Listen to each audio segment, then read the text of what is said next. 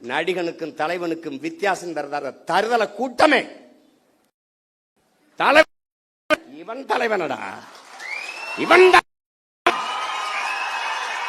தலைவனடா. எங்களுக்கெல்லாம் ஒரு பெருமிதமும் திமிரும் இருக்குடா. என்னடா என்னங்களை சொல்ல முடியும்? புறம் பேசு, பொதுர் பேசுவ, கட்டமைப்பு, வேற என்ன பேசுவ நீ? திரள் நிதி திருடர்கள். திரள் நிதி திருடன் இவ்வளவு நாள் சொல்லிக்கிட்டு இருந்தவன் யாரு? திருட்டு நிதிக்காரன். இப்ப யாரு? பிளாக் டிக்கெட்காரன்.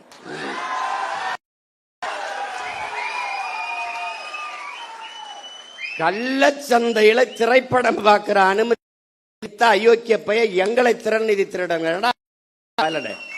Bloody nonsense.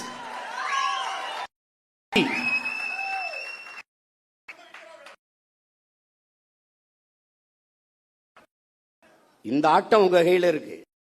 உங்க காலில் இருக்கிற பந்து எங்கள் கால்களுக்கு வரும். பார்த்து ஆடணும், பார்த்து பேசணும். வாதத்தில் அவதூறை கையில் எடுப்பாங்கிறான் சாக்ரட்டிஸ். நம்ம பேச்சு தானே சொல்லணும், சொல்ல தெரியாது. தெரியாதா? அவர் பொய்யா பேசுவார், ஒரு பொய் சொல்றார்.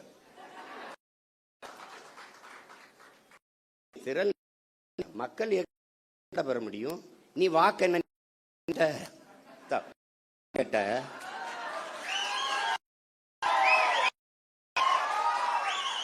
நான் வாக்கையும் கேட்கிறேன், வலிமையும் கேட்கிறேன். என் மக்கள் தான் எங்களோட நிக்கணும். கட்சி தேநீர் அருந்த மாட்டோம்டா நாங்க திரள் நிதி காசுல. இன்னும் கார் வாங்கிட்டா இன்னும் உங்க ஆத்தா பத்தா தாலி எடுத்து வித்தாடா வாங்கணும். என்னடா பென்ஸ் கார் வாங்கிட்டாரு சீமான். பென்ஸ் கார் பிளைட் வாங்கி ஓட்ட, பிளைட் சொந்தமா பிளைட். எங்க அம்மா தமிழ் செல்வி சொன்னாங்கல்ல, போய் போட்டு தேஞ்ச ரப்பர் ஒரு செருப்பை போட்டுக்கிட்டு அப்படியே பழைய ஜிப்பா போட்டுக்கிட்டு இப்படிதான்டா பேசிருந்தான். மக்களை திருச்சியில திரட்டி தமிழ் தேசிய அரசியல் ஒருத்தர், ஒரு சாதாரண மகன். சும்பப்பல் உலகம் பூரா எத்தனை கோடி மக்கள் எங்களை உயிரா நேசிச்சு பெத்த பிள்ளை போல நேசிக்க எத்தனை பேரன்பு கொண்ட எங்க சொந்தக்காரர் இருக்கான். அவன் என்னடா இந்த காரு, இந்த பிச்சைக்கார காரு நாங்க வேணாம்னு வச்சிருக்கோம்டா. அதெல்லாம் வேணாங்க, எனக்கு இது போதும் அப்படின்னு. ஒரு நாள் இந்த கார்ல வண்டியில வந்துட்டு அவர் திடீர்னு, மாமா இவ்வளவு தூரம் பயணத்தில் இது எப்படி மாமா காசை கட்டி வாங்கிட்டு நிறுத்திட்டு போனாப்ல. பொறுக்கல. இப்ப நான் சொந்தமா விண்ணூர்தி வாங்கி ஓட்டினா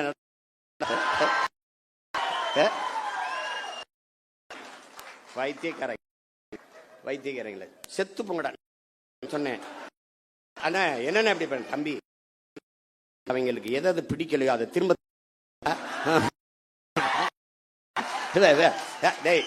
நம்ம பேசுறது அவனுக்கு எரிச்சலா இருக்காடா, அதே பேசுறான்.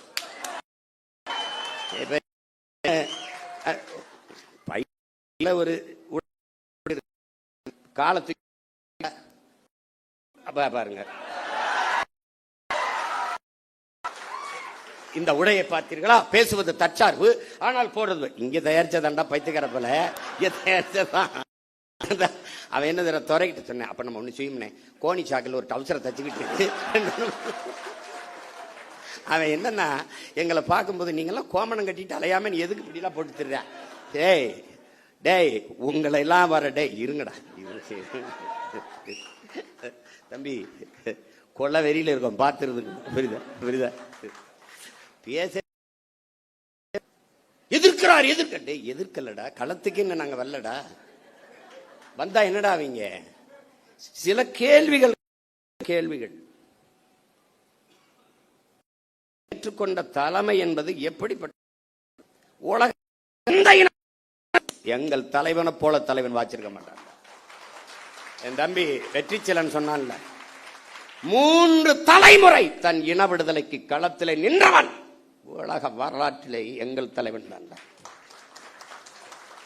அவன் நின்றான். அவன் மகள் நின்றாள். அவன் உயிர் துணையாக என் அண்ணி மதிவதனியும் நின்றாள். இறுதி கட்டத்தில் தன் தாய் களத்திலே கொண்டு நிறுத்தி தன்னோட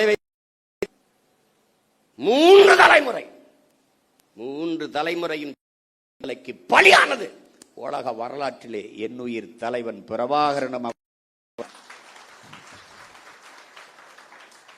எத்தனை பெருமையிடா, சொல்லி முடிக்க முடியாது. அவ்வளவு பெரிய வரலாறு. அவன் பிரபாகரன் என்பது பெயர் சொல்லல்ல, அவனே ஒரு பேர் வரலாறு.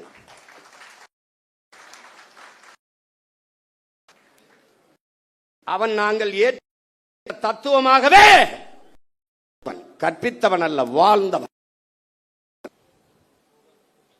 அடிமை உரிமை சாவு மேலானது. இது பன்னெடுங்காலமாக எம்மின முன்னோர்கள் எங்களுக்கு கற்றுத்தந்தது. உரிமை ஏன் உயிர் என்பது ஒருவனுக்கான இழப்பு, தேசிய இனத்திற்கான இழப்பு. எனவே உயிரினும் மேலானது எமது உரிமை.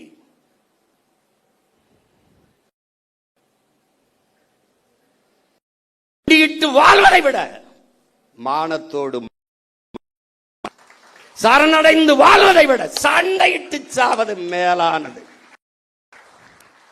இதாண்டா மான தமிழனின் கோட்பாடு. தமிழுக்கு அமுதென்று பேர், அந்த தமிழ் இன்பத்தமிழ் எங்கள் உயிருக்கு நேர்னு பாடினா புரட்சி பாவலன்.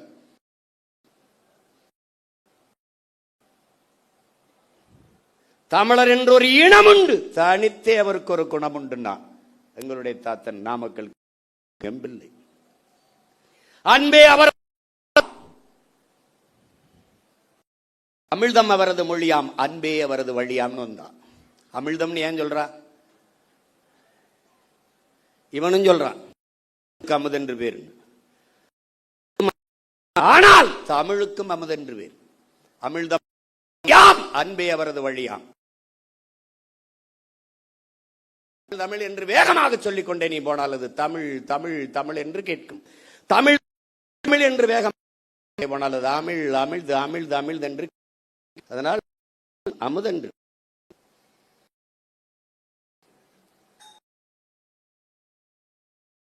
தனி அவன்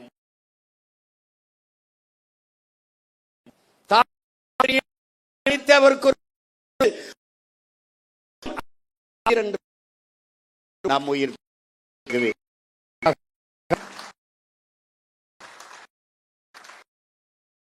இல்ல.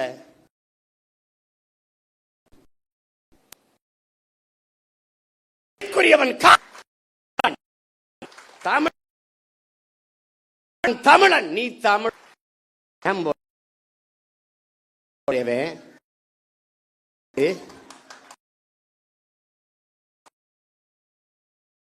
என்ன செய்யறது?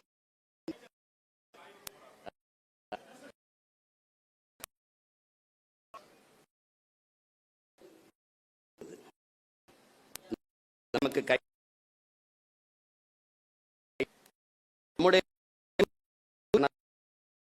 நம் தலை நம் கள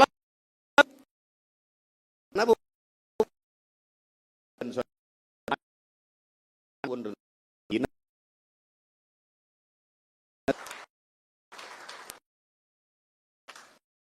தேட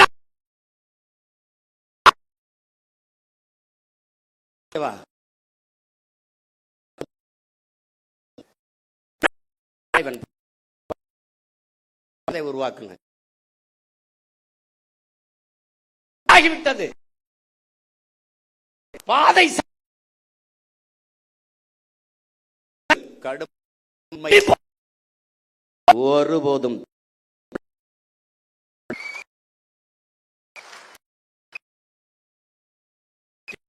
இல்ல.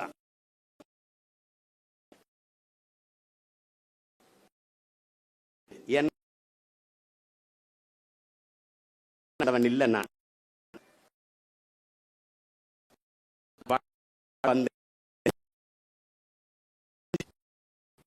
என்னை விட்டது என்ன வருது, அந்த மாதிரி என்னை தள்ளி விட்டது.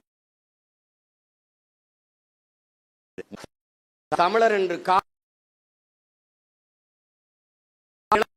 என்று சொல்வதற்கு என்று சொல்வதற்கு மகன் வருத்தம். உலகத்துல ஒரு மகன், உலகத்துல ஒரு மகன், அண்ணன் தம்பி தம்பி, அதை தச்சர், இவங்களுக்கு எல்லாம் நிராகரிக்கப்பட்ட தமிழ் சமூகம். ஒரு தடவை கூட அவன் வென்றதில்லை. எவ்வளவு பெரிய வரலாற்றில் எவ்வளவு பெரிய இவன் சோசியலிசம் வா, கம்யூனிசம் வா, வந்து ரெவல்யூஷன் வா, அது வா, ஒன்றும் கிடையாது, ஒருத்தனும் செய்யல. அதனால இந்த வாட்டி 8 இடம் கொடுத்தோம். ஆனா நாங்க சாதியை ஒழிச்சு விட்டோம். எங்க சாதியை ஒழிச்சு?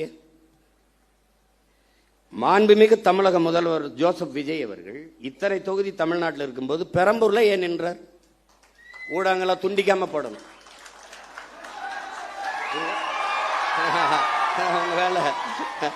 நீங்க நீங்க வந்து நல்லது எதையும் கொண்டு வரதுல நீங்க சத்தியம் பண்ணிருக்கீங்க. நாங்க நல்லதை தவிர எதையும் பேசுறதுல நாங்க சத்தியம் பண்ணிருக்கோம். ஆட்சி எப்படி நடத்துவோம்னு படம் படமா போட்டு காட்டினேன். ஒரு துளி காட்சியே போடல. ஏன்? அவங்களுக்கு நல்ல ஆட்சி வருவதோ நல்ல அரசியல் அமைவதோ அவங்களுக்கு விருப்பம் கிடையாது. நீங்க போடணும். நான் கேள்வி எழுப்புறேன். சட்டமன்றத்திலிருந்து அங்கே எழுப்பியிருப்பேன். இப்ப இல்ல, இந்த அரங்கத்தில் இத்தனை ஆயிரம் மக்களுக்கு இடையில எழுப்புறேன். என் தம்பி தங்கைகளுக்கு இடையில பெரம்பூர்ல ஏன் நின்றீர்கள்? ஏன் நின்றீர்கள்? நீங்க சொல்றீங்களா இல்ல உங்க கட்சிக்காரன் சொல்லுவார், நான் சொல்லுவார்? இத்தனை தொகுதி இருக்கும் போது திருச்சி கிழக்கை தேடி போய் ஏன் நின்றீர்கள்? பெரம்பூரில் மதம், திருச்சி கிழக்குல சாதியும் மதம். நீங்க என்ன பேசுறீங்க? சாதியை ஒழித்து விட்டேன். உங்களை ஒழிக்காம எப்படி சாதி மதத்தை ஒழிக்க முடியும்?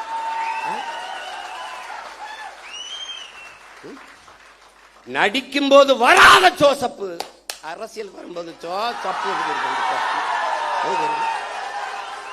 இப்ப முதலமைச்சர் ஆயிட்ட பிறகு ஜோசப் விஜய், ஜோசப் விஜய்.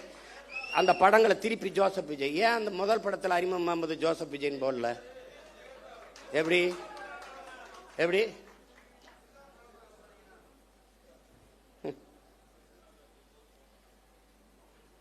ஊழலஞ்சத்தை ஒழிச்சு விட்டான், ஊழலஞ்சத்தை ஒழிச்சு விட்டான். எங்கிட்டு ஒழிச்சிய? என் தம்பி மதுரமுத்து மதுவை ஒழிச்ச மாதிரியா? நீங்க முதலமைச்சரா நான் என்னங்க பண்ணுவீங்க? மதுவை ஒழிச்சிருவேன்.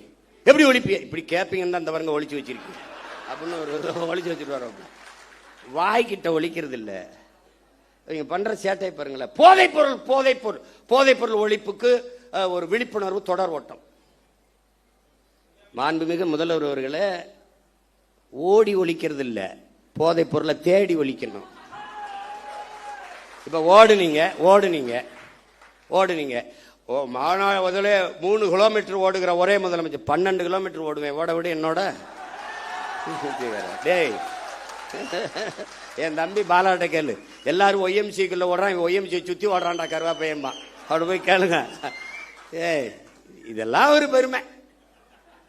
போதைப் பொருளை ஒளிஞ்சிருச்சா? நீங்க ஒளிஞ்சிருச்ச? போதை என்பதற்கான வரையறை என்ன? மாண்புமிகு முதல்வர் அவர் ஜோசப் விஜய் அவர் இல்ல. போதை என்பது போதைப் பொருளுக்கான திடப்போதை. கொக்கைன், கஞ்சா, அபின், மெத்தப்பட்டமீன், மெத்தப்பட்டமீன், அப்புறம் வேற என்ன இருக்கு? அபின், குட்கா, இதெல்லாம் தான் போதைப் பொருள் நினைச்சுக்கிட்டு இருக்கீங்க. அப்போ நீங்க இந்த தெருவுக்கு தெரு திறந்திருக்க டாஸ்மார்க், அதுல விற்கிற பீரு, பிராண்டி, விஸ்கி, ரம்மு, ஜின்னு, ஒயின், இதெல்லாம் கரும்புச்சாரா இல்ல பழச்சாரா இல்ல கோயில்ல கொடுக்கிற புனித நீர் தீர்த்தமா? அது என்ன பேரு? அது எப்படி? இவங்க மாற்றம் என்னங்கிற? என்ன மாற்றங்கிற? இதே பேசுறது நம்ம மாற்றம் சொல்றதுனால மாத்திட்டோம், நாங்க மாற்றம். என்ன மாற்றம்? என்ன மாற்றம்? இந்த திராவிட கட்சிகள் 1/2 நூற்றாண்டுகளாக வெறும் செய்தி அரசியல், விளம்பர அரசியல் தான் செய்தது. சேவை அரசியல் செய்யவில்லை, செய்யாது. தேர்தல் அரசியலே செய்தது, மக்கள் அரசியல் செய்யல, செய்யாது. அதேதான் இவர் செய்யறது. இங்க இருந்து போறோம், இப்ப வெளியில போய் பார்க்கிறோம். பேருந்து நிலையங்கள் முழுக்க பதாகை. மக்கள் காசை வீணடிக்க மாட்டார். அதுல வச்சிருக்காப்ல 717 சில்லறை மதுக்கடைகளை மூடியது வெற்றி தமிழகம், வெற்றியை நோக்கி தமிழகம். அப்படி சிரிச்சு உட்கார்ந்துருக்காப்ல. இதைத்தான் அவர் பண்ணாப்ல. அவர் என்னன்னா, நான் முதல்வன். செப்டம்பர் 16 குடும்ப தலைவிக்கு 1000 பூ கட்டுற ஒரு அம்மா, பாத்திரம் தைக்கிற அம்மா படத்தில் இருக்கு. நான் தினம் திரும்பி திரும்பி பார்த்தே போவேன்ல, நான் வேற புதுச்சேரியில இருந்துல வரணும். தினம் உள்ள தெருவில் பூரா பார்க்குறேன். நிறைய பேருந்து கிடக்குறேன்ல, பேருந்து நிலையங்களை பார்ப்பேன். அவர் அப்படியே உட்காந்துருப்பார் ஐயா. இப்போ இவர் உட்காந்துக்கிட்டு இவர் இப்போ இருங்க வரேன். அப்புறம் சிங்கப்பெண் பெண்கள் பாதுகாப்புக்கு சிங்கப்பெண் சிறப்பு படை, அதுக்கு ஒரு விளம்பரம். அப்படியே சிரிச்சுக்கிட்டு இருக்காப்ல. அதுதான் சட்டசபையில் பேசிட்டீங்க, சொல்லிட்டீங்க, செய்தி நாளேடு முழுக்க தொலைக்காட்சி முழுக்க வந்துருச்சு, மக்களுக்கு தெரிஞ்சிருச்சு. அப்புறம் அதுக்கு இவ்வளவு கோடிகளை செலவழிச்சு தெரு தெருவா விளம்பரம் இதுக்கு? இதுதான் செய்தி விளம்பர அரசியல். இவங்க ஒன்லி ரீல்ஸ் தான், நோ ரூல்ஸ். ரூல் பண்றது இல்ல, ரீல் தான். இன்னைக்கு என்ன போடலாம்? பேருந்துல போலாம், பேருந்துல அதுக்கு தான் போக்குவரத்து துறைக்கு ஒரு அமைச்சர் போட்டிருக்கீல, தமிழன் விஜய் பார்த்திபன். பேரை வச்சுக்கிறான் கில்லி சரத்குமார், திருப்பாச்சி வெட்டர்வால், எதோ ஒண்ணு வச்சுக்கிறது பேரை வச்சுக்கிட்டு. சூப்பர் சூப்பராயன் அப்படி ஏதோ ஐயா வச்சுக்கிற மாதிரி எதோ வச்சுக்கிறது. அவன் இந்த சரத்குமாருங்கிற அவன் எப்படிப்பட்ட வீரன்? அது கிள்ளி சரத்து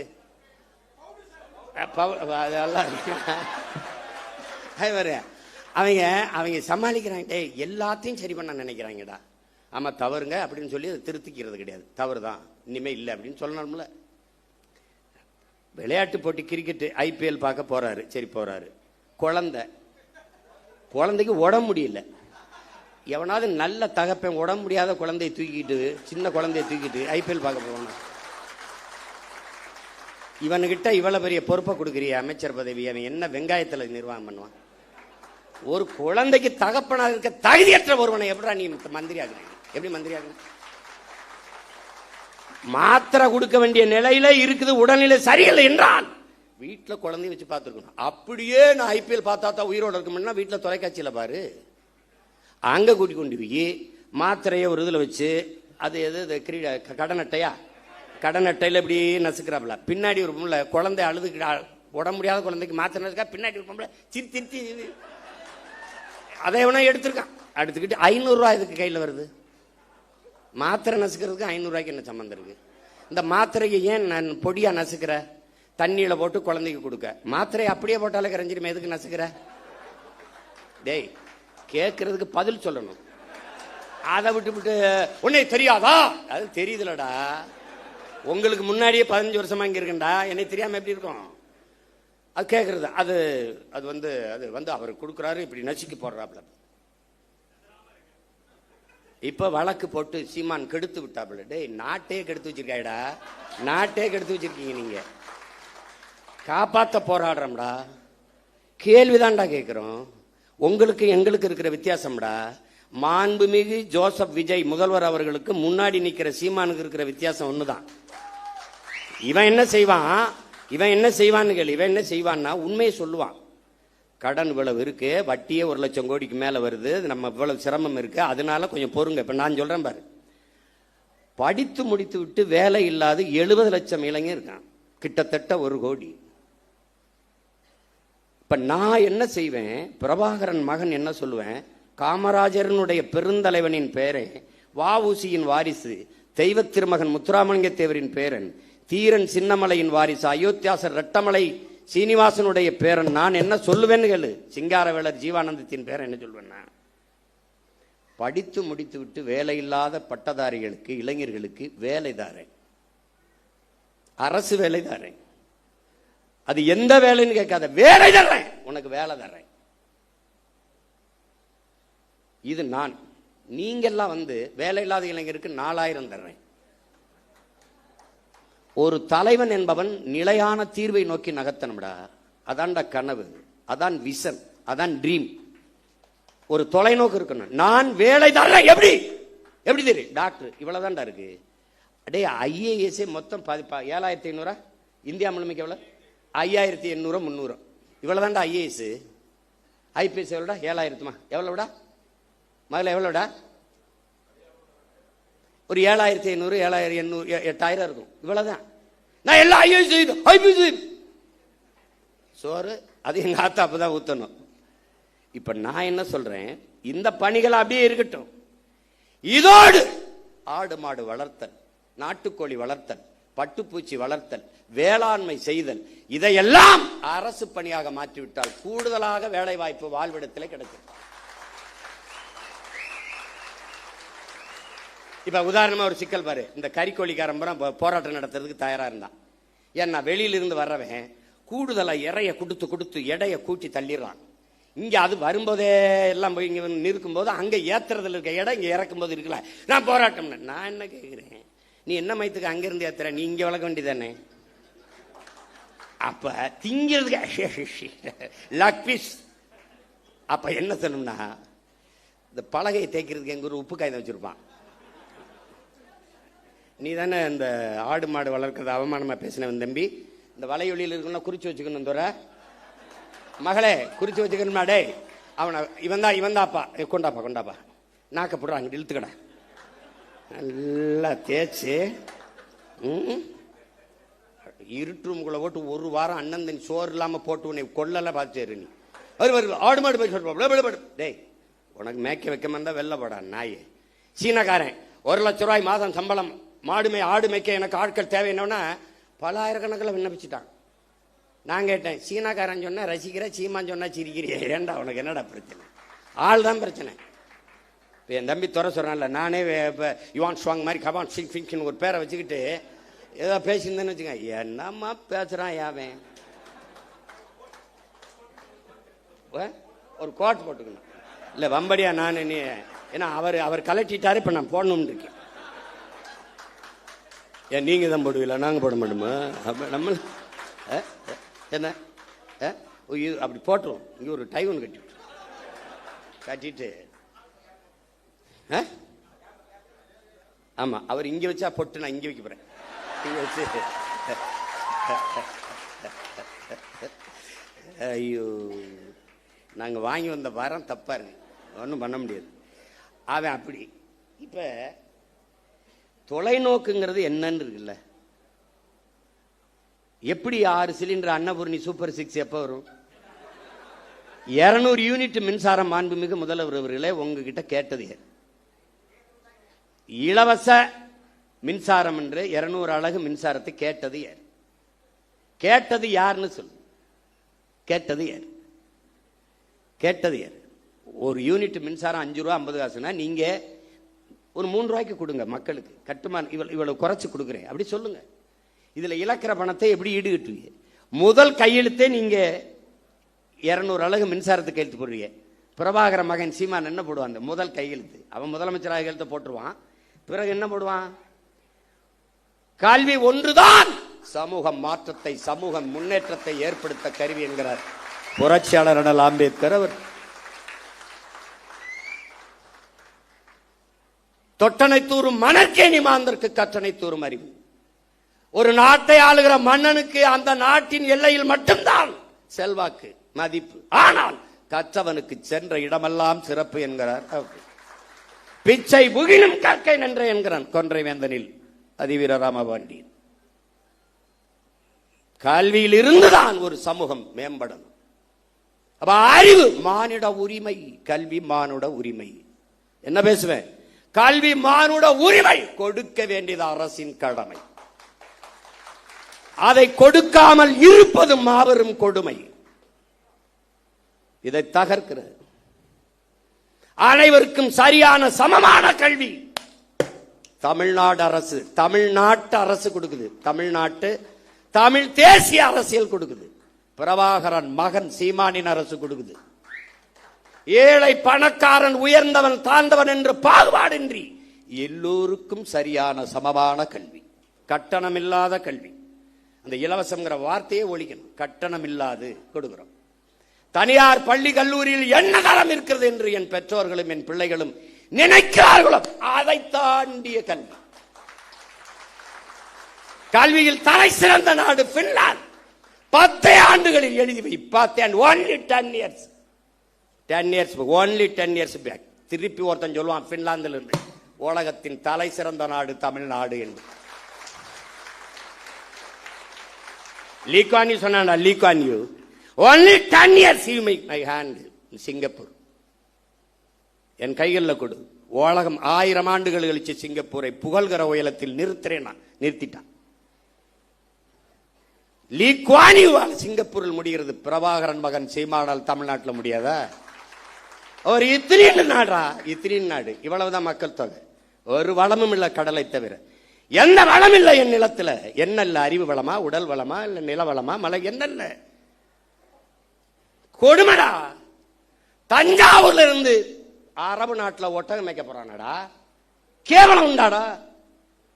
தஞ்சாவூர்ல இருந்து பிற நாட்டுக்கு வேலைக்கு, சிங்கப்பூருக்கு வேலைக்கு ஏன்டா போகணும்? என் நாடா, சொர்க்கமிடாது. இவ்வளவு வளத்தை வச்சுக்கிட்டு போய் அரபு நாட்டுல பாலைவனத்துல போய் ஒட்டகம் வச்சுட்டு என் பிள்ளை நிக்கிறான்டா. இது மாதிரி ஒரு கொடுமை. அரபு நாட்டுல ஒட்டகம் மேய்க்கலாம், அன்னை நிலத்துல ஆடு மாடு மேய்க்க கூடாதாடா? என்னடா கொடுமை இது?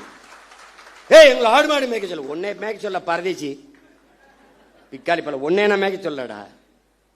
போடா, எழுதி வச்சுக்கடா. ஒரு நாள் அவசர கூட்டம் எங்க நடக்குதுங்க? இந்த கூட்டு பண்ணையில் நடந்துகிட்டு இருக்குங்க. அங்க உட்காந்துருக்காரு முதலமைச்சர், எல்லா அமைச்சரும் உட்காந்து போயிட்டு இருக்காங்கன்னு. நீ அங்க வருவ.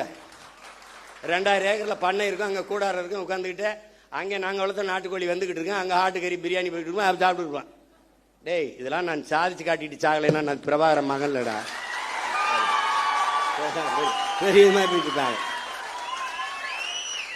ஓடுவண்ணா கையெழுத்து. பெற்றுக் கொடுங்கள் பிள்ளைகளை. கற்றுக் கொடுக்கிறோம் நாங்கள். பிள்ளைகள் உங்கள் வீட்டின் செல்வங்கள் அல்ல, தமிழ் தேசிய நாட்டின் செல்வங்கள். முடிஞ்சு. நீ பெத்துட்டியா, 3 வயசுல ஒப்படைச்சிட்டு வெளியேறிடணும். பிள்ளைக்கும் அரசுக்குமானது. நான் கேட்பேன், என்ன படிக்கிற ஐயா? ஐயா நான் வந்து டாக்டர் போயா. ஐயா நான் இன்ஜினியர் போயா. ஐயா எனக்கு பாடுறது பிடிக்கும் பாடியா. ஐயா எனக்கு ஓடுறது பிடிக்கும் ஓடியா.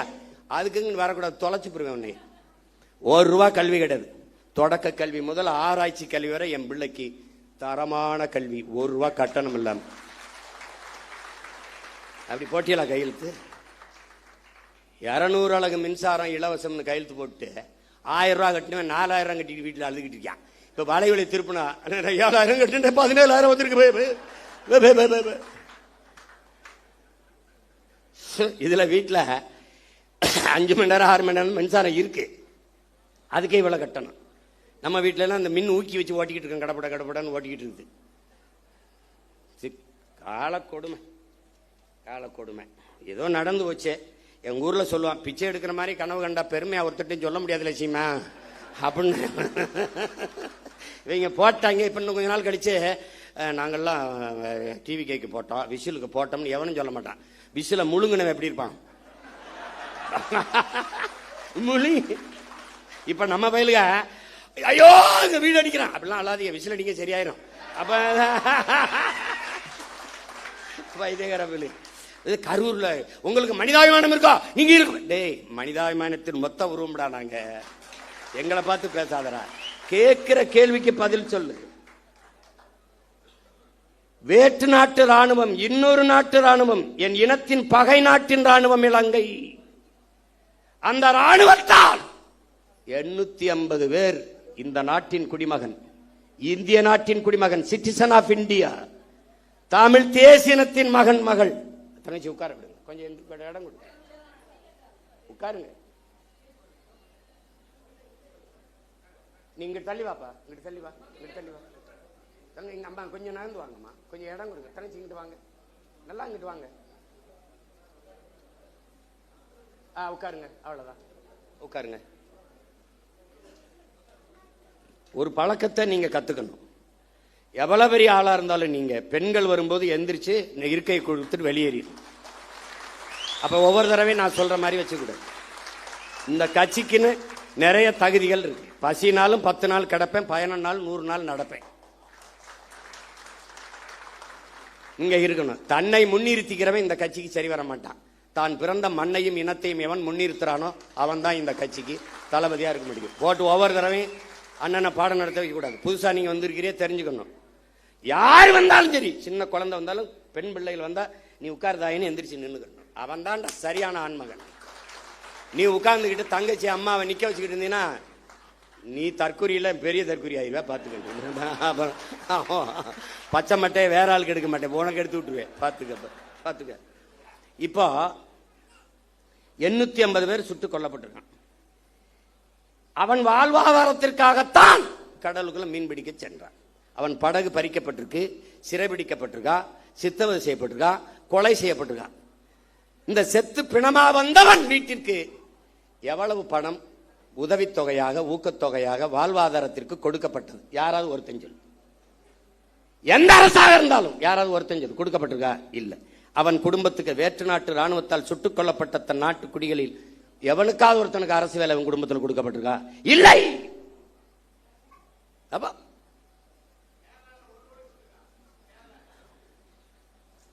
இங்க பேசு, ஏதாவது கொடுக்கப்பட்டிருக்கா? இல்ல. பெரும் வெள்ளத்தில் இதே தலைநகரிலே பல குடும்பங்கள் செத்து மிதந்திருக்கு, பல பேர் உயிரற்று உடல் மிதந்து போயிருக்கு. அந்த குடும்பங்கள்லாம் இவ்வளவு ஒரு பேரிழப்பை சந்திருக்காங்கன்னு அரசு பண்ணி கொடுக்கப்பட்டிருக்கா? இல்ல. எப்படிப்பட்ட ஆட்சி நகர்வு, எவ்வளவு கேவலமான ஆட்சி நகர். இந்த மண்ணை மக்களை பேரன்பு கொண்டு காதலிக்கிற எவனும் இந்த செயலை எதிர்ப்பான்டா. சீமான் அவன் தம்பி தங்கச்சியிலடா, எவனும் நாட்டை நேசிக்கிற எவனும் எதிர்ப்பான், எவனும் எதிர்ப்பான். கள்ளச்சாராயம் குடிச்சு செத்தவனுக்கு எதுக்குடா 10 லட்சம் கொடுத்தீங்க? எது கொடுத்திய? காய்ச்சுவது குற்றம், குடிப்பது குற்றம். அதை அரசு 10 லட்சம் கொடுத்து ஊக்கப்படுத்துது என்றால் இது எப்படிப்பட்ட செயல்? திமுக ஆட்சியில் நடந்தது கள்ளக்குறிச்சியில். இன்றைய முதல்வர் அன்றைக்கு அங்கே சென்று பார்த்தார். இவரால் இடிபட்டு செத்தார்கள். அன்றைய முதல்வர் அன்று செத்தார், இன்றைய முதல்வர் திசைக்கே போல திரும்பிட்டார்.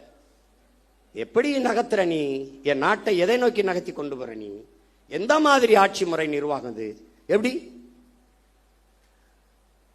புல்வாமா மாவட்டத்திலே பயங்கரவாதிகளால் தாக்குதல், ராணுவ வீரர்களும் செத்தார்கள், மக்களும் செத்தார்கள். செத்த ராணுவ வீரன் குடும்பத்துக்கு அரசு பண்ணி கொடுக்கப்பட்டிருக்கா? செய்தி வாய்ச்சியா? செத்து போன மக்களில் அந்த குடும்பத்தில் அவனுக்கு அதை அரசு பண்ணி கொடுத்திருக்கா? பாத்தியா? பாத்திருக்க? பகல்காமில் செத்தானே, அவனுக்கு அதாவது அரசு பண்ணி இல்ல ஊக்கத்தொகை, உதவித்தொகை கொடுக்கப்பட்டிருக்கா?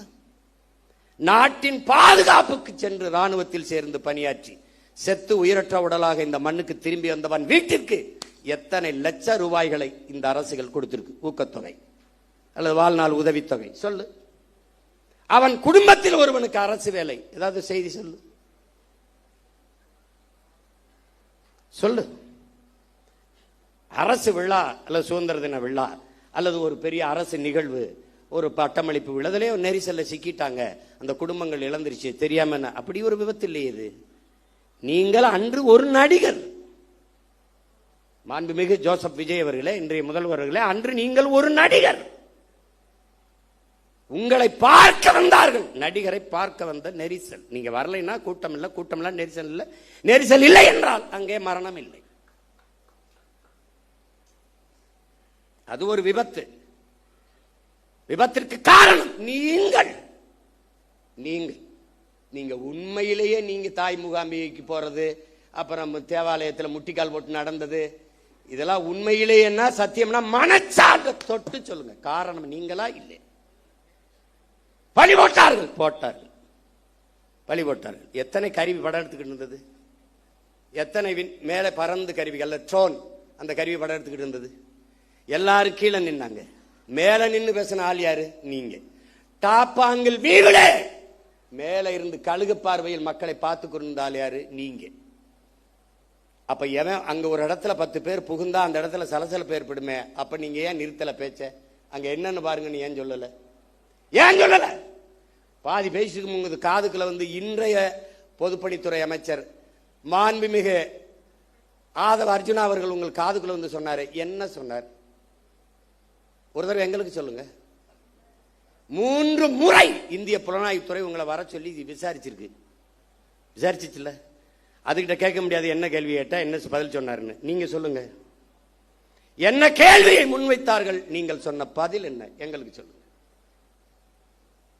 எங்களுக்கு சொல்லுங்க. பழி போட்டார்கள். ஆமாம் போட்டார்கள். இப்ப அதிகாரம் யார்கிட்ட இருக்கு? உங்ககிட்ட. காவல்துறை யார்கிட்ட இருக்கு? உங்ககிட்ட. சிபிசிடி சிறப்பு விசாரணை பிரிவு உங்ககிட்ட. உளவுத்துறை யார்கிட்ட? உங்ககிட்ட. போடுங்க ஒரு விசாரணை குழுவை, கண்டுபிடிங்க. இதான் நடந்தது. சொல்லுங்க, சொல்லுங்க. அதை விட்ட நீங்க 20 லட்சம் ரூபாய் கொடுத்தீங்க. இன்னும் கூட 20 லட்சம் கொடுங்க, வேணாம்னு சொன்னா எங்களை அப்புறம் பேசுங்க. நீங்க தான் உச்சத்தை விட்டு 200 கோடி விட்டு, அப்ப அவ்வளவு காசு வச்சிருக்க நீங்க இன்னொரு 20 கோடி 10 கோடி எடுத்து எல்லாருக்கும் ஆளுக்கு 1 கோடியை கொடுங்க. நாங்க கேட்கல, கொடுங்க கொடுங்க. கள்ளச்சந்தையில் டிக்கெட் வித்த காசுலாம் இருக்குல்ல, எடுத்து கொடுங்க. நாங்க வேணான்னு சொல்றோமா? வேலை கொடு. உங்களுடைய நிதித்துறை அமைச்சர் மாரிய வில்சன் அவர்கள் பனிமலர் கல்லூரி வச்சிருக்காரு, அதுல வேலை போட்டு கொடு. நாங்க வாழ்த்துறோம். துரை நீ வாழ்த்து பேசுற, நாங்க ஒரு எல்லாரும் நம்ம பிள்ளைகளை மகளை எல்லாரும் வாழ்த்து பேசுங்க. நான் ஒரு பொதுக்கூட்டம் போட்டு வாழ்த்துறேன், கொடுக்க சொல்லு. பொதுப்பணித்துறை அமைச்சர் ஒன்று வச்சிருக்காரு, அரைஸ் மைக்ரோ பினான்ஸ், அதுல கொடு. வாய்ஸ் ஆஃப் காமன்ல கொடு. நீங்க விஜய் வித்யாசரம்னு ஒரு பள்ளிக்கூடம் வச்சிருக்கீங்க, அதுல வீட்டுக்கு ஒரு வேலையை கொடு. நாங்க கேட்டா சொல்லு. நாங்க உங்க போட்டோவுக்கு கும்பிட்டு கூட நாங்க நன்றி சொல்றோம். ஒன்று போடுங்க. அரசு என்றால் என்ன? முதல்ல அரசு என்றால் என்ன? எதுக்காக அவர்களுக்கு அரசு வேலை கொடுக்குறீங்க? முதலமைச்சர் ஆகிட்டே கொடுக்குறீங்க. முதலமைச்சர் ஆகல, ஒருவேளை முதலமைச்சர் ஆகல, என்ன பண்ணிருப்பீங்க? அரசு வேலை கொடுத்திருப்பீங்களா? நீங்கள் சாட்சிகளை கலைக்கிறீர்கள். குற்றத்தில் நேரடியாக சம்பந்தப்பட்ட பாதிக்கப்பட்டவர்களை நீங்கள் விலை கொடுத்து வாங்குகிறீர்கள். நாளைக்கு என்ன விசாரணை நடக்கும்? நான் ஆட்சிக்கு வந்துட்டேன், விசாரிக்கும் போது இவனுக்கு பூரா நீ காசை கொடுத்து வேலையை கொடுத்து நான் என்ன பண்ணுவேன்? அவர் மாதிரி உண்டா சாமி, அவரோ அப்படி சாமி. ஒரு நேர்மையாளனா நீங்க நடந்துக்கணும். நேர்மையாளனா கூடு, வேலை கொடு. நீதிபதியே சொல்றாங்க பாருங்க, மாண்புமிக்க நீதி என்ன சொல்லுதுன்னா, அவர்களுக்கு ஒரு சுய தொழிலை கொடுங்க. ஒரு கடை வச்சு கொடுங்க, 10 ஆடு மாடை வாங்கி கொடுங்க, ஒரு தையல் கடையை வச்சு கொடுங்க. அவர்களுக்கு என்ன தொழில் வருமோ அதுக்கு நீங்க தனிப்பட்ட முறையில் உங்க கட்சி நிதியிலேயோ இதுலயோ நீங்க கொடுங்க. உங்களை சுத்தி தான் பெரிய செல்வந்தர்களா இருக்காங்களா, அவங்களை கையை காட்டி விடுங்க. விஷ்ணு ரெட்டி, இன்னும் பல ரெட்டி இருக்கான். யாருப்பா? சுஜித் ரெட்டியா, இதெல்லாம் சுஜய் ரெட்டி, அவங்க எல்லாம் தமிழ்நாட்டுக்கு சேவை செய்ய ரொம்ப வெங்கடாசலத்திட்ட வேண்டி வந்தவங்க. தெரியுமா தெரியாதா?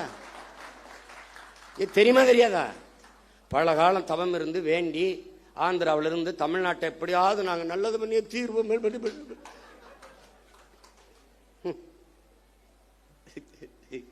ஐயோ கொடுமை. கடவுளின் குழந்தை என் தம்பிட்டாதான் சொன்ன பாருங்க. அவர் போகணும்னு நினைச்சாரு, மழை பெஞ்சிருச்சு. கடவுளின் குழந்தை அவர் திறந்து விட்டாங்க பாருங்க. ஏடா கடவுளின் குழந்தை இங்க இருக்கும்போது கர்நாடகால ஏண்டா மழை அங்க பெய்யுது, இங்க பேஞ்சு விட்டு போக வேண்டியதானடா. இங்க பேஞ்சா நாங்க பிடிச்சிக்கிறோம். என்னடா தம்பி, அது ஏன் கர்நாடகால இருந்து எனக்கு திறக்க விடணும்? கடவுளின் குழந்தை இங்க இருக்கும்போது வைத்தியக்காரங்களா, அது உடனே வழக்கை போட்டு நிறுத்தி விட்டார் அப்படின்னு. வழக்கை நான் போட்டு நீ வா அங்க உச்ச நீதிமன்றத்தில் போடு, நான் வரேன். கேட்கறதுக்கு பதில் தான் சொல்லணும். உடனே உங்களுக்கு மனச்சான்று இருக்கா? உனக்கு மனச்சான்று இருக்கா? உன்னால காவல் நிலைய மரணம், இவனோட தம்பி உன்னை குறைச்சி சொல்றான். 60 நாள் 5 மரணம் காவல் நிலையத்தில். கார்த்தி சொல்றான் 5 மரணம். அந்த மரணத்திற்கு உங்களால் அடிச்சு கொல்லப்பட்டவனுக்கு அது அரசு வேலை கொடுத்திருக்கீங்களா? என்ன நீ என்ன பண்ணிக்கிட்டு இருக்கீங்க? என்ன வேலை நடக்குது இதெல்லாம்?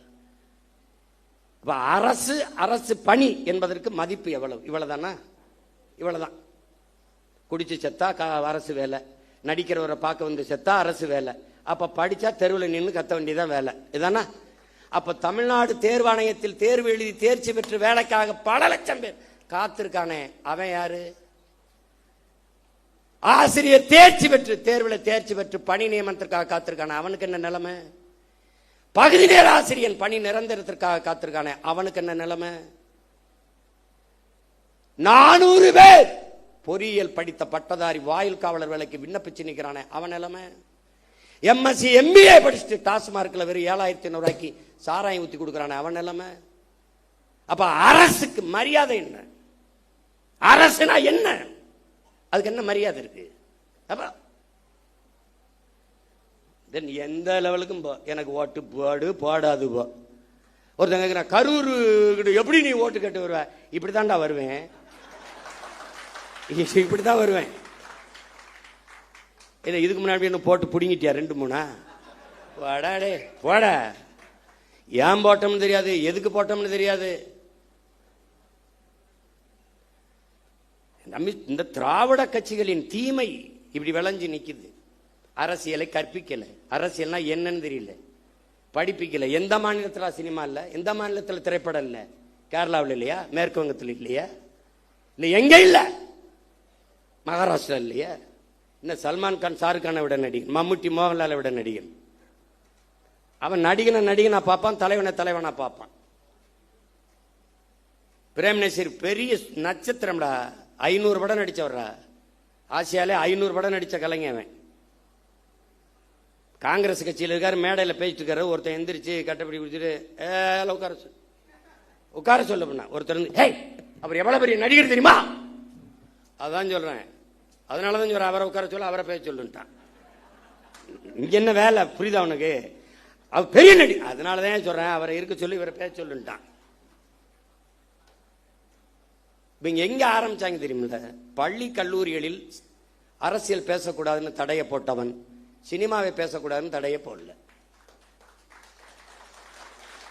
இறை வழிபாட்டை விமர்சித்த இவர்கள் திரை வழிபாட்டை போற்றிவிட்டார்கள். கடவுளை விமர்சித்த இவர்கள் கதாநாயக வழிபாட்டை போற்றிவிட்டார்கள். அதான் சிக்கல். இப்ப வந்தே மனோலாம் முதல் படத்துல நடிக்கும் போது நாடால வந்த மகராசா பாட்டு போடுறான். இப்ப அடுத்து ஒவ்வொருத்தனா கிளம்பி வருவான்ல. இப்பதான் நம்ம ஐயனார் அருவா, கற்பனை சாமி அருவாலாம் நமக்கு தேவைப்படுது. அதுக்குள்ள ஏதாவது ஓட்ட போட்டு நாட்டை காப்பாற்ற பார்க்கணும், வேலையை பார்க்கணும். நம்ம ஒரு உயர்ந்த கனவை கொண்டு நிற்கிறோம். என் உடன் பிறந்தார்களே, இந்த கட்சி சும்மா மற்ற கட்சி மாதிரி கட்சியில வருவான் போவான் நிற்பான், எதிர்பார்ப்பு ஒன்று இருக்கும், வருவான், அது நிறைவேறலன்னா போவான். இங்க ஒன்ன கவனிச்சுக்க, நீ ஒன்று விழுந்தால் 9 எழுவும். இது உணர்ச்சி பாவலருடைய கருத்து. ஆனால் இன்று நிலைமை ஒன்று விழுந்தால் ஒரு 100ஆக 1000ஆக எழுவும். அதுதான் நாங்க வெட்டி வீழ்த்தப்பட்ட மரத்தின் வேரில் இருந்து மொத்தமாக தலைக்கும் தளிர் போல துளிர்த்து எழுவும். அதான் தமிழ் தேசிய அரசியல். தமிழ் தேசியம் என்றால் என் மொழி, என் கலை, என் இலக்கியம், என் பண்பாடு, என் வழிபாடு, என் தொன்று தொட்ட வேளாண்மை, என் காட்டு வளம், என் கனிம வளம், என் நீர் வளம், நிலவளம், மலை வளம், மணல் வளம், மண் வளம், எல்லாவற்றையும் காப்பது, எல்லாவற்றையும் காப்பது. பெண்களுக்கான சம உரிமை, சம வாய்ப்பு, தொழில் வளர்ச்சி, பொருளாதார மேம்பாடு, இது எல்லாத்திற்கும் ஒரு அரசியல் இருக்கு. தமிழ் தேசியம் என்பது ஒரு பெரும் அடையாளம், ஒரு தேசிய இனத்தின் பெரும் அரண். அது ஒரு கட்சி அதுக்கு வச்சிருக்க தமிழ் தேசியம் தமிழ் தேசியம் நினைச்சுக்க கூடாது. இது ஒரு காப்பு அரண். இது ஒரு வேற்றுக்கிரக சொல் மாதிரி தமிழ் தேசியம் பேசுகிறார்கள். இது பாசிசம், இனவெறி, இனவெறி என்று சொல்வான்.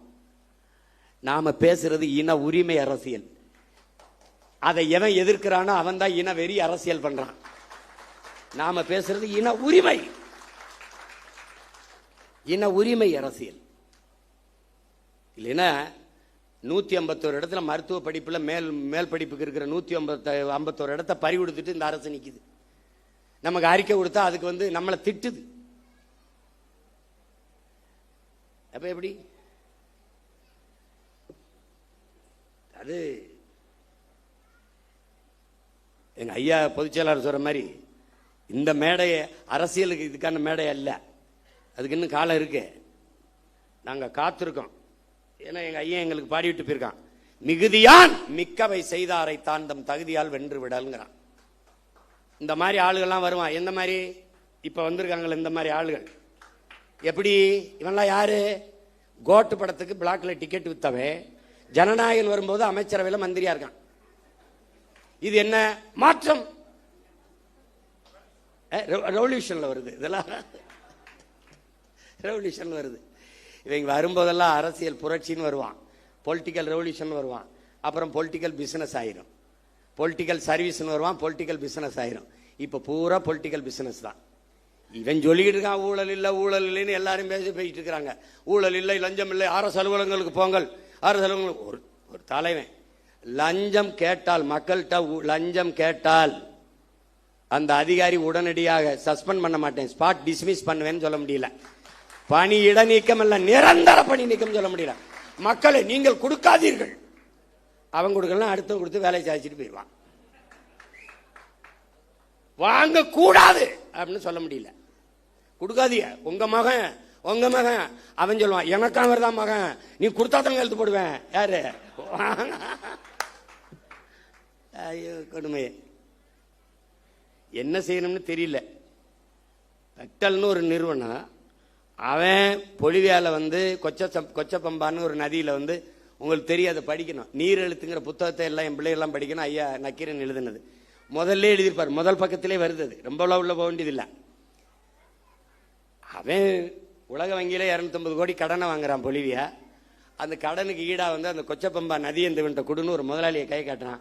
அவன் தான் பெக்டல் நிறுவனம். அவன் பிரான்ஸ்காரன். அந்த நிறுவனத்துக்கு ஒப்பந்தம் கொடுத்தோன்னே நதியை வச்சுக்கிட்டு என்ன பண்ணுவேன், சரின்னு கொடுத்துட்றாங்க. தண்ணி எடுக்காதன்றான், குடிக்க எடுக்காத, விவசாயத்துக்கு எடுக்காத, குளிக்க எடுக்காத, நான் தான் தண்ணி தருவேன்ட்டான். அப்புறமா போராட்டம் வெடிக்குது. ஐயோ பிரச்சனைன்னு அரசு கையெழுத்து போட்டு கொடுத்துருச்சா, ஒன்றும் செய்ய முடியல, முழிக்குது. அப்போ வங்கியில பணி செஞ்ச ஒருத்தன் பதவியை விலகிட்டு வந்து பதவி தலைமை மக்களை திரட்டி போராட ஆரம்பிக்கிறான். பல பேரை சுட்டு கொண்டு தூத்துக்குடி துப்பாக்கி சூடு மாதிரி பெரிய கலவரமான பிறகு அடிச்சு விரட்டுறாங்க. அங்கிருந்து தப்பிச்சு ஓடி வர்றான். யாரு? இந்த பெக்டல். ஓடி வந்து கடைசியா எங்க இறங்கிறான்? தமிழ்நாட்டில் கோயம்புத்தூர் பஸ் ஸ்டாண்ட்ல இறங்கிறான். அங்க என்ன பண்றான்? அவன் பேர் என்னப்பா? சூயஸ். மார்வேடத்தில் இவர் போறாருல, அது மாதிரி அவன் ஒரு மார்வேடத்துல சூயஸ்னு வந்து இறங்கிடுறான். அதுக்கு 3150 கோடிக்கு ஒப்பந்தம் கொடுத்து, யாருக்கு? பிரான்ஸ்காரன் சூயஸ் நிறுவனம் தமிழ்நாட்டு மக்களுக்கு தண்ணி கொடுக்கறதுக்கு இந்த அரசுக்கு 3150 கோடி கொடுத்துட்டு, நான் உங்க மக்களுக்கு தண்ணி கொடுக்கிறேன். எங்கிருந்து? பவானியிலிருந்து. ஏன் நதியிலிருந்து தண்ணி எடுத்து என் மக்களுக்கு கொடுக்க அவன் எனக்கு காசு கொடுத்துட்டு எப்படி? அதை நம்ம போராடி நிறுத்தி வச்சிருந்தோம். அப்பவே கேள்வி கேட்டு சண்டை போட்டேன் நான். அதை பெருமையா பேசுனது அம்மையார் ஜெயலலிதா, பெருமையா பேசுனது அன்னைக்கு இருக்கிற அமைச்சர் ஐயா எஸ்பி வேலுமணி அவர்கள். நாம கேள்வி கேட்டோம். அதை விட்டுட்டு தவிச்ச வாய்க்கு தன் சொந்த மக்களுக்கு தன் தண்ணி எடுத்து கொடுக்கறத தவிர உங்க அரசுக்கு என்ன வேலைன்னு, இதுக்கு எதுக்கு இந்த பிரான்ஸ் கம்பெனிக்கார சூயஸ்? பதில் இல்லை. இப்ப இவர் வந்து சேலம் மாவட்டத்துக்கு, சேலம் மாநகராட்சிக்கு தண்ணி கொடுக்க 1200 கோடி பேசி 350 கோடி முன்பணம் வாங்கிட்டு சூயஸுக்கு கையெழுத்து போட்டு கொடுத்துட்டாங்க. இப்ப சேலம் மாநகராட்சிக்கு வேலை என்ன? அதை விட உங்களுக்கு என்ன வேலை? ரீல்ஸ். சொந்த மக்களுக்கு தவிச்ச வாய்க்கு தண்ணி கொடுக்கறத தவிர உங்களுக்கு என்ன வேலை? இதுக்கு வெளிநாட்டுக்கு நிறுவனம் ஒருத்தன் வரணும்னா உன் வேலை என்ன? அதுபோக இங்க இன்னொரு கவனிக்கிறது, கடல் நீரை குடிநீராக்கி கொடுக்க போகிறோம். ஒரு மடக்கு குடிக்கிறாப்ல, அது ஒரு ரீல். 50,000 கோடி. இந்த சுத்திகரிப்பு முறை அமெரிக்காவோட இருக்குது. காப்பிரைட்ஸ் அவனுடைய உரிமை, அவன் காப்பீட்டு உரிமை அவன்கிட்ட இருக்கு. பேட்டன் ரைட் அவன்கிட்ட இருக்கு. ரிவர்ஸ் ஓஸ்மாசிஸ் முறையில் அதை சுத்திகரிக்கணும். நீ குடிக்கிற ஒவ்வொரு மடக்கும் அவனுக்கு காசு கட்டுற. இதை குடிக்கிறாரு. இப்ப 50,000 கோடிக்கு இந்த கடல் நீரை சுத்திகரிச்சு எங்களுக்கு கொடுக்க போறீங்களா? ஏற்கனவே அப்போலோ அக்வஃபனா கின்லே அவன் வித்துக்கிட்டு இருக்கான். அவன் எங்களுக்கு தண்ணி கொடுக்க போறானா? இந்த சூயஸ் கொடுக்க போறானா? இது போக சல்ஜீவன் அவன் தண்ணி கொடுக்க போறானா? யாரா நீங்கெல்லாம்? யாரு நீங்கெல்லாம்? யாரு? ஜல்ஜீவன் யாரு? ஜெகஜீவன் ராம் கேள்விப்பட்டிருக்கோம். அந்த ஜல்ஜீவன் 2 ஆண்டுகளாக நிறுத்தி வைக்கப்பட்ட ஜல்ஜீவன் திட்டத்தை நாம் இப்போது நிறைவேற்றி இருக்கிறோம். அதான் கேட்கிறேன், ஜல்ஜீவன்னா யாரு? எதுக்கு ஜல்ஜீவன்? இந்திய ஒன்றிய அரசு கொண்டு வருகிற இந்த குடிநீர் கொடுக்கிற திட்டம்.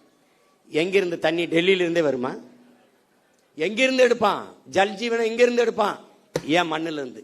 என் மண்ணில் இருந்து என் மக்களுக்கு தண்ணி எடுத்து கொடுக்கறத தவிர உனக்கு என்ன வேலை? என்ன வேலை? இவன் குழாயை பதிச்சு தண்ணி கொடுப்பான், ஜல்ஜீவன்.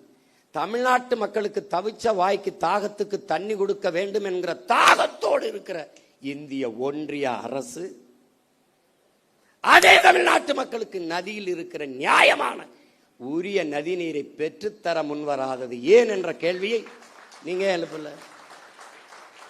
காவிரியில தண்ணியை கொடுத்தாலே 13 மாவட்டம் கூட்டு குடிநீர் திட்டத்தில் நாங்க தண்ணி குடிச்சுக்கிட்டு இருக்கோம். எங்களுக்கு பாதி மாவட்டத்துக்கு தண்ணி. அங்க அவனுக்கு பவானி இருக்கு, இங்க தாமிரபரணி இருக்கு. காவிரி கூட்டு குடிநீர் திட்டத்தில் பாதி மாவட்டத்துக்கு முடிஞ்சிடும். நீ அதை பெற்று தர ஏன் இந்த இந்தியா ஆளுகிற காங்கிரஸோ பாரதிய ஜனதாவோ வரவில்லை என்ற கேள்வி ஏன் நீங்க எழுப்பல? இந்த ஜல்ஜீவன் திட்டம் இப்ப போடுவேன், குழாய போடுவான். எவ்வளவு நாளைக்கு கொடுப்பான்? எவ்வளவு நாளைக்கு? 6 மாசம், ஓராண்டு. அது குடிக்கிற தரத்தில் இருக்குமா? அந்த திறன்ல இருக்குமா? அதுக்கு சான்றிதழ் யார் தருவா? குடிக்கணும். கொஞ்ச நாள் கழிச்சு காசு இல்லை, அப்ப என்ன பண்ணலாம்? தனியாருக்கு டெண்டர், ஒப்பந்தம். எப்படி? வியாபார விரிவாக்கத்திற்கு ஒவ்வொரு திட்டத்தையும் கொண்டு வந்து நீட்டுகிறார்கள், கையெழுத்து போற. ஐயாரியல்ல என்ன எதுக்கு நீ நாகர்கோவில் இது பண்ற? நாகர்கோவில் எதுக்கு அதை திறக்கிற? கன்னியாகுமரியில் போராடி தடுத்து வைத்ததை கையெழுத்து போட்டு திறக்க விடுறாங்க. இப்ப மறுபடியும் நான் போகணும். கேரள முதல்வர் கடிதம் எழுதுறார், எங்களுக்கு கட்டுமான பணிகள் பாதிக்கப்படுகிறது, தடையின்றி மணலை அனுப்ப உதவுங்கள் என்று. எவ்வளவு எப்படி? ஏன்? மானங்கட்ட கூட்டமடா நம்ம. கேரளாவில் மழை இருக்குல்ல, அவருக்கு மணல் தேவை இருக்குல்ல, கற்கள் தேவை இருக்குல்ல, வெட்டிக்க. அதுவும் ஆத்தா மாறுனா இது என் ஆத்தா மாறல, என் தாயின் முளை இல்லையா அது? இதை எப்படி நீ ஏற்புற? இப்ப தெரியுதா எதுக்கு சீமானும் நாம் தமிழர் கட்சியின் தேவைன்னு? அங்க ஒரு மகன் இந்த மண்ணை, அது மலை அல்ல, என் தாயின் மாறென்று நேசிக்கிற ஒரு மகன் குடித்த மாறை அறுக்கிற பச்சை துரோகிகளடா இவங்க. பால் ஊட்டின தாயின் மாறை அறுக்கிற பச்சை துரோகிகள். எதையும் நம்மால் உருவாக்கி விட முடியும். மரங்களை வெட்டலாம், நட்டலாம், நீரை உறிஞ்சி வித்தால் ஜெயிக்கலாம், உலகஞ்சம் ஒழிச்சலாம். அந்த மாதிரி வெற்று வார்த்தை இல்லை, உண்மையிலே ஒழிக்கலாம். சிறந்த ஆட்சி கொடுத்துடலாம், வேலை இல்லை கொடுத்துடலாம், பசி ஒழிச்சிடலாம், எல்லாவற்றையும் சரி செய்ய முடியும். ஆனால் என் உடன் பிறந்தவனை, மலையை, மணலை நம்மால் உருவாக்க முடியாது. இயற்கையின் அருங்கொடை. எல்லாத்தையும் ஆய்வு செய்கிற முதல்வர் இந்த பள்ளிக்கரணை ஏரிக்குள்ள இறங்கி நடக்கலாமே, அந்த குப்பமேட்டில் ஏறி நின்று அப்படி இப்படி பார்க்கலாமே இல்ல? பட்டு வெட்டி பட்டு சட்டை கட்டி அதுக்கு ஒவ்வொரு நாளுக்கு ஒரு உடை வச்சிருக்காப்ல. அந்த காஸ்டியூம் டிசைனரை தான் தேடிக்கிட்டு இருக்கேன் நான். எப்படி இருப்பாரு? இந்த கொடுமையெல்லாம் பார்க்கறதுக்கு படமா இருந்தே பதறாப்ல காமராஜ் படமா இருக்கும்போதே பதறாப்ல. ஐயோ, அதுல இந்த ஓமந்தூரார் குமாரசாமி அப்படின்னு.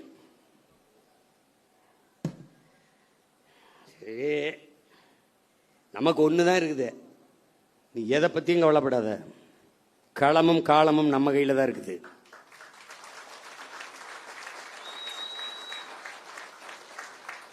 ஜோசப் விஜய் இல்ல, ஜோசப் ஸ்டாலின் சொல்றாப்ல. என்ன சொல்றாப்ல? ஸ்டாலின், அந்த ஸ்டாலின் நினைச்சுக்கிருவ, ஜோசப்னா அவரை நினைச்சுப்ப. ரஷ்ய அதிபர் ஜோசப் ஸ்டாலின் சொல்றாப்ல. எப்படி சொல்றாப்ல? வெல்ல முடியாத படை என்ற ஒன்றே உலக வரலாற்றில் இருந்ததில்லைங்கிறான். இதெல்லாம் அவ்வளவு பெரிய படை இல்ல, இதெல்லாம் ஒரு பம்பரம். சுத்தணும்னு வேகமா சுத்தும், எங்க ஆணி இருக்குன்னே தெரியாது. திடீர்னு கிருகிருன்னு அங்கே போய் டொப்புன்னு விடும். அப்ப நம்ம என்ன பண்ணணும்? ஆக்கரோடு அப்படி நிக்கணும். அப்ப மண்டை சுத்தி அப்படி விழுகும் போது ஒற்றே போட்டு ரெண்டா பொழக்கணும். புரியுதா?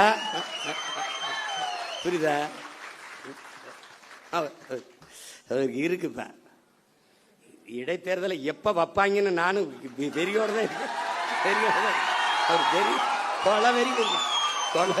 கொள்ளவெறி இருக்கு. ஆமா, எல்லாம் ஒரு தடவை ஜிம்முக்கு போறதுக்கே தின மாலை காலை இரு வேலை.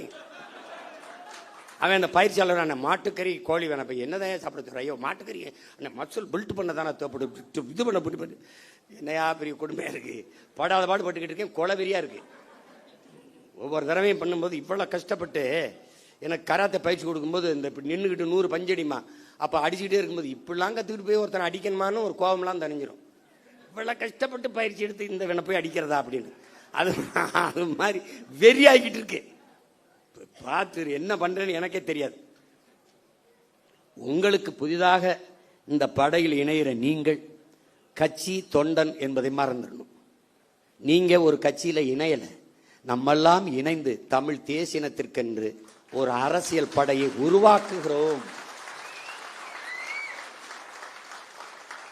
தலைவன் தொண்டன் என்பது இந்த கட்சியில கிடையாது. அண்ணன், தம்பி, சித்தப்பன், பெரியப்பன், மாமச்சான் தான். இது தேசிய மக்கள், நமக்குள்ள ஒரே உறவு, தமிழ் தாயின் பிள்ளைகள் நாம். இதை தெளிவாக்கணும். ரெண்டாவது, நீ எங்க இருக்கியோ அந்த இடம் நம்முடைய கோட்டையாகணும். நீ எங்க வாக்கு செலுத்துவியோ அந்த வாக்ககம் என்னுடைய இலக்கு, என் வாக்ககத்தில் வெற்றி வாக்கு. அதை நீ முடிவு பண்ணிக்கணும். உனக்கு நாடங்கள் வேலை கிடையாது. உன் தொகுதி, உன் ஊரு, அதுக்குள்ளதான் வேலை. உன்னை மாதிரியே உணர்வுள்ள 10 வீரர்களை இணை, அவ்வளவுதான் உன் கடமை முடிஞ்சிருது கட்சிக்கு. தீக்குச்சி இல்லாமல் தீபங்கள் இல்லை. ஆனால் யார் தீக்குச்சிங்கிறதா இங்க பிரச்சனை. ஒரு தீக்குச்சி ஒரு விளக்க கொளுத்தும், அது அணைஞ்சிடும். ஆனால் அந்த விளக்க வச்சு 1 லட்சம் விளக்க கொளுத்த முடியும். இப்ப நீங்க கொளுத்துங்க. புரட்சி என்பது எப்போதும் காய்ந்த சருகுகளாக ஒவ்வொரு மனிதனின் காலடிக்கு கீழே காத்து கிடக்கிறது ஒரு தீக்குச்சியின் உரசலுக்காக அப்படிங்கிறான். இப்ப கையில் இருக்கு தீக்குச்சி, காஞ்ச சருகு இருக்கு, கொளுத்தி விடு, பற்றி எரியும். நீ எதை பற்றியும் கொல்லப்படாத. இந்த ஆட்டம் நம்மளுடையது, கை மாறி இருக்கு. இப்ப அடுத்த சுற்று வரும்போது நம்ம கைக்கு வரும் தைரியமா இருக்கு. நம் மாற்று என்பது கோட்பாட்டளவில் திராவிட இந்திய சித்தாந்தங்கள் தத்துவங்களுக்கு எதிராக கோட்பாட்டை கட்டி எழுப்பினது நாம் தான்.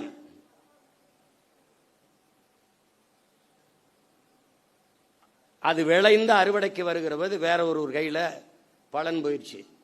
அதை வாக்கு செலுத்திய மக்கள் நெருப்பு சுடும் நெருப்பு சுடும் என்று ஓராண்டு பாடம் நடத்தினாலும் புரியாது. தொட அனுமதிக்கணும். தொட்டா அதிலிருந்து என்ன நடக்கும்? அவர்கள் சொல்வார்கள் நெருப்பு சுடும் நெருப்பு சுடும் என்று. 60 நாளே ஐயோ அப்பா அதுக்குள்ள கண்ணை கட்டுதேங்கிறான். என் பங்காளி வடிவேல் சொன்னா ஐயோ அதுக்குள்ளே கண்ணை கட்டுதேன்னு. இன்னும் 4.5 ஆண்டுகள் இருக்கு. இதுக்கு ஒரே மருந்து தான் என் உடன் பிறந்தவனே, பொறுமை. பொறுமை என்பதும் ஒரு வித போர்தான் என்கிறான் மாசேத்து. பொறுமை என்கிற மரத்தின் வேர் எப்போதும் கசப்பாக இருக்கும், அதன் கனி தித்திப்பாக இருக்கும் என்கிறார் நம் உயிர் தலைவன் மேதகுவே பிரபாகரன் அவர்கள். நீங்கள் சத்தியத்தின் பக்கம் நில்லுங்கள். எனக்கு என் தலைவன் சொன்னதை நான் உங்களுக்கு சொல்றேன். நாம் தோற்கலாம், நாம் சாகலாம், சாதாரணமானவர்கள். ஆனால் சத்தியம் தோற்று போனதாக சரித்திரத்தில் செய்தி இல்லை.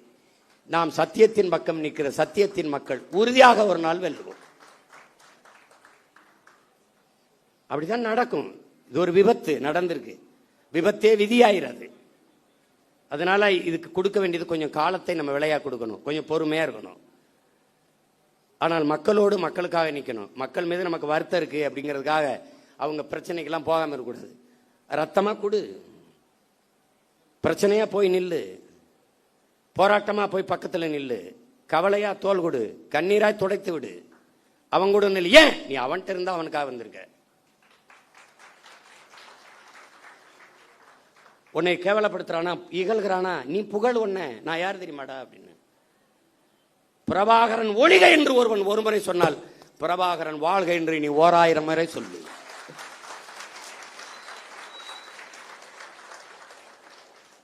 நீ சொல்லு.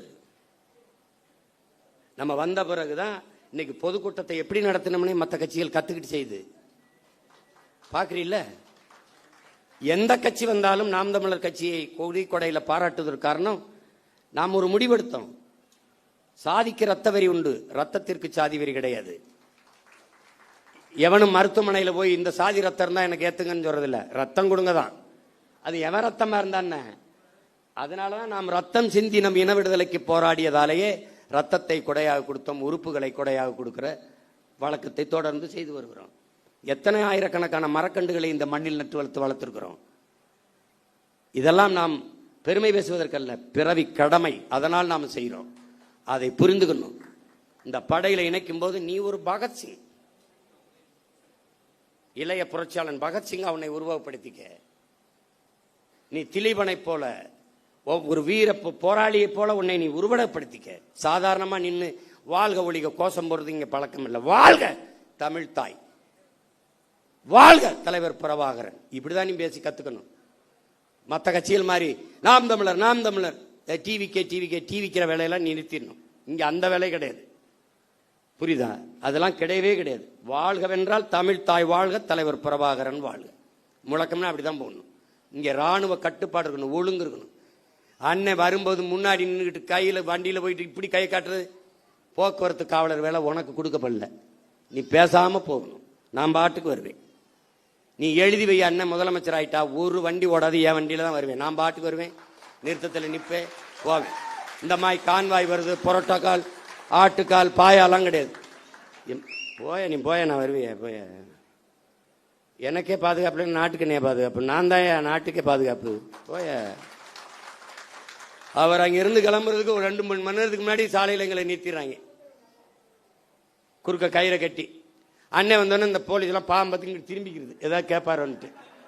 என்ன பண்ண போற தங்கச்சி தம்பி என்ன நான் நின்றுக்கிட்டே இருக்க வேண்டியது இருக்கு. போறவரெல்லாம் பாவமா இருக்கு, பள்ளிக்கூடத்து பிள்ளை இங்கிட்டு இங்கிட்டு கடக்கிறதுக்கு ஒரு கயிறை குறுக்க கட்டிப்புறாங்க. இதை இவங்களை ஒழிக்கணும்டா, இவங்களை தொலைக்கணும், கொடுமையா இருக்கு. இந்த 3ஆம் தேதி ஒரு ரீல் போடலாம்னு இருந்தாப்புல, அதுக்குள்ள அவன் சிவகுமார் வந்தா கலவரம் வந்தா நான் பொறுப்பு இல்லைன்ட்டாப்புல. அதை மழை பெஞ்சிருச்சே திறந்து விட்டாப்புல, பொறுக்கல. இவங்க நாடகம் ஜெயிக்க முடியலன்னு பெஞ்சு விட்டாப்புல. அதனால இது முதல் சந்திப்பு தான். நம்ம இன்னும் நிறைய சந்திச்சு பேசுவோம். பல ஊர்களில் இருந்து உணர்வு எழுச்சியோடு வந்திருக்கிறீங்க. நம்ம தேர்தலில் தான் தோற்றுகிறோம். அவர்கள் சொல்றபடி வெற்றி தோல்வி அதில் அவர் அதிகப்படியாக வாக்கு வாங்கியிருக்கிறார்கள். அதை மக்களின் நம்பிக்கைன்னு கூட வச்சுக்கலாம். நமக்கு நம்பிக்கை நம்ம மீது குறைவா இருக்கு, அது அவ்வளவுதான்.